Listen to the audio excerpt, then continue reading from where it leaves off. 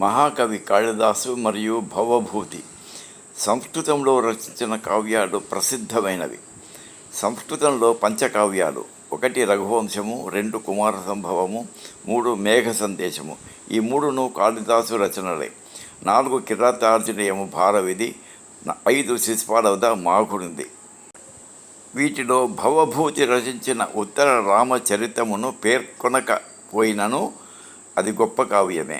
కాళిదాసు రచించిన అభిజ్ఞాన శాకుంతలం అత్యుత్తమైన నాటకముగా ప్రసిద్ధి చెందినది. అందున చతుర్థాంకము శకుంతలను అత్తవారింటికి పంపుట. ఆ అంకములో కూడా 4 శ్లోకములు గొప్పవని, శ్లాఘనీయమైనవని కవులు పండితులు చెప్తారు. ఈ 4 శ్లోకములు కరుణరసపూరితములు. అందులో మొదటిది: పాతుం న ప్రథమం వ్యవస్యతి జలం యుష్మాస్వపీతేషు యా నాదత్తే ప్రియమండవ నాపి భవతాం స్నేహేన యా పల్లవం. ఆద్యే పశ్యతురే యదా వికసితం యాతే శకుంతల సా యాతేతి చ సంచితాని హృదయే చింతాజడం దానవం. మీరు నీరు త్రాగకుండా తను త్రాగనిది, అలంకార ప్రియురాలైన మీపై ప్రేమతో ఆకులు పుష్పములు తెంచినది ఆ శకుంతల ఇవాళ అత్తవారింటికి వెళ్తున్నది. మీరంతా అనుమతి ఇవ్వండి. 2వ శ్లోకం: ఉద్గలిత దర్భకబళా మృగ్య పరిత్యక్త నర్తన మయూరా అపసృత పాండుపత్ర ముంచంత్యశ్రుణీవ లతా. శకుంతల వెళ్తుంటే ఆశ్రమంలోని లేళ్ళు నోటిలోని దర్భలను వదిలేశాయి, నెమళ్ళు నాట్యం మానేశాయి, లతలు తమ పసుపు ఆకులను రాల్చుతూ కన్నీళ్లు కార్చుతున్నట్లుగా బాధపడుతూ ఉన్నవి. ఇది 3వ శ్లోకం.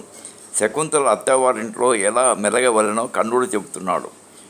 శుశ్రూష స్వగృన్ కురు ప్రియ సఖీ వృత్తిం సపత్ని జనే భర్తృవిప్రకృతాపి రోషతయా మా స్మ ప్రతీపం గమః భూయిష్టం భవ దక్షిణ పరిజనే భాగ్యేష్వనుత్సేకిని యాంత్యేవం గృహీపదం యువతయో వామః కులస్యాధయ.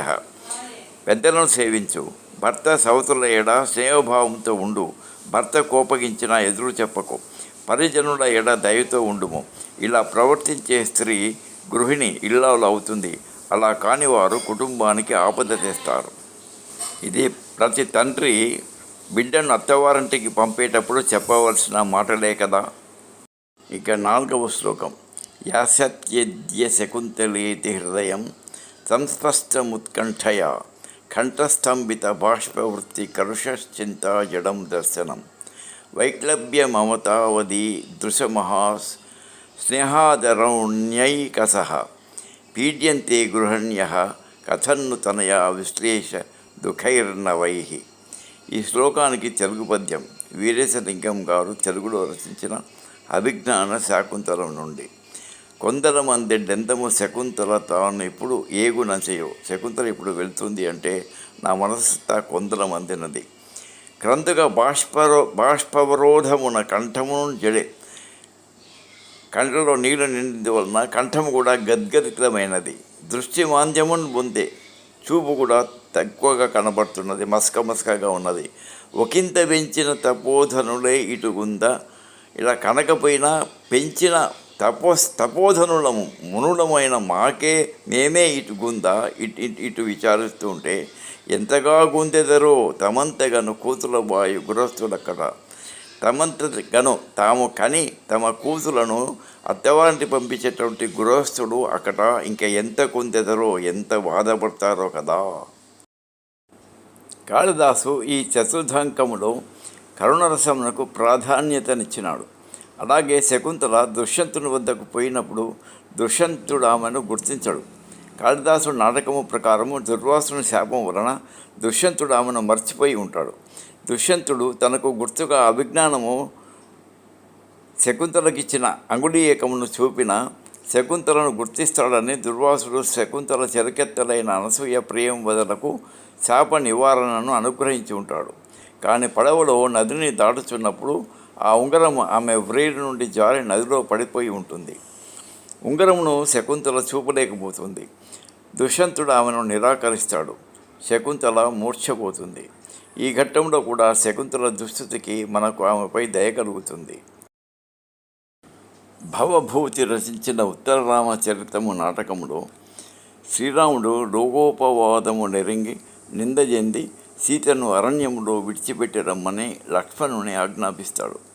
ఆ యజ్ఞానుసారము లక్ష్మణుడు సీతను అరణ్యములో వదిలిపెట్టిపోతాడు.